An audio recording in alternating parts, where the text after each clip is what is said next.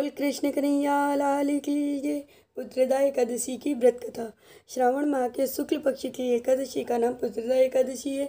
इस दिन भगवान जनार्दन की पूजा की जाती है। संतान प्राप्ति की इच्छा रखने वाले मनुष्य को यह व्रत अवश्य करना चाहिए। हे केशव, श्रावण माह के शुक्ल पक्ष की एकादशी का क्या नाम है? कृपया मेरे सामने इसका वर्णन कीजिए। भगवान श्री कृष्ण बोले, राजन, प्राचीन काल की बात है। महिष्मतीपुर में राजा महिजीत अपने राज्य का पालन पोषण करते थे, परंतु उनके कोई पुत्र नहीं था। इसलिए वह उनका राज्य उन्हें सुखदायक नहीं प्रतीत होता था। एक दिन राजा ने अपनी प्रजा को संबोधित करते हुए कहा, प्रजाजनों, इस जन्म में मैंने कभी कोई पाप नहीं किया है। मैंने अन्याय से कभी कोई धन नहीं अर्जित किया है। ब्राह्मणों और देवताओं का धन नहीं लिया है। अपनी प्रजा का पुत्रवत पालन किया है। कभी किसी से द्वेष नहीं किया है। फिर भी मेरे कोई पुत्र नहीं है। इस पर आप लोग विचार करें। राजा महिजीत की इस बात को जानने के लिए मंत्रीगण आदि वन को गए। वहां वन में जाकर उन्होंने बड़े बड़े मुनियों के दर्शन किए। उस स्थान पर वयोवृद्ध तथा धर्म के ज्ञाता महर्षि लोमेश भी थे। वे सभी उनके पास गए और उन्हें यथोचित प्रणाम करके उनके सन्मुख बैठ गए। उनसे विनय करने लगे कि हे देव, हमारे अहोभाग्य हैं जो हमें आपके दर्शन प्राप्त हुए। इस पर लोमेश ऋषि बोले कि ब्राह्मण, आप लोगों की विनय और सद्व्यवहार से मैं बहुत प्रसन्न हूँ। अब आप मुझे अपने यहाँ आने का कारण बतलाइए। मैं आपके कार्य को अपनी शक्ति के अनुसार अवश्य पूर्ण करूँगा।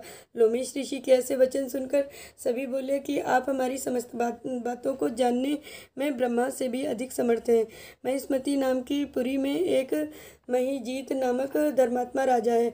वह राजा अपनी प्रजा का परिवार की तरह पालन करता है, परंतु वह पुत्रहीन है, जिससे वह अत्यंत दुखी रहते हैं।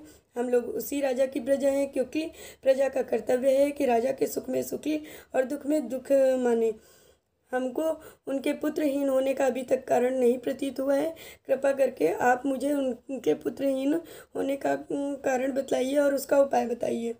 तब महर्षि लोमेश ने 2 क्षण के लिए अपने नेत्र बंद किए और राजा के पूर्व जन्मों पर विचार करने लगे।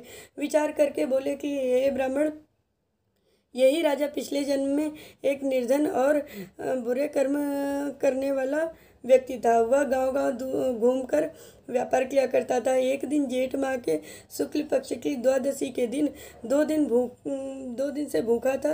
दोपहर को एक जलाशय में जाकर पानी पीने लगा। इतने में ही बछड़े के साथ एक गौ भी वहां पहुंची। वह बहुत प्यासी और गर्मी से व्याकुल थी। वह भी उसी जलाशय में पानी पीने लगी। तब इस व्यापारी ने पानी पीती गाय को मारकर वहां से भगा दिया और पानी नहीं पीने दिया। इस कारण राजा को दुख भोगना पड़ा। एकादशी के दिन भूखा रहने के कारण राजा होना पड़ा और प्यासी गाय को और बछड़े को भगाने के कारण पुत्र का वियोग भोगना पड़ रहा है। इस पर सब लोग बोले, हे महर्षि, शास्त्र में ऐसा लिखा है कि पुण्य से पाप नष्ट हो जाते हैं। इसलिए आप कोई ऐसा उपाय बतलाइए जिससे राजा के समस्त पाप नष्ट हो जाए।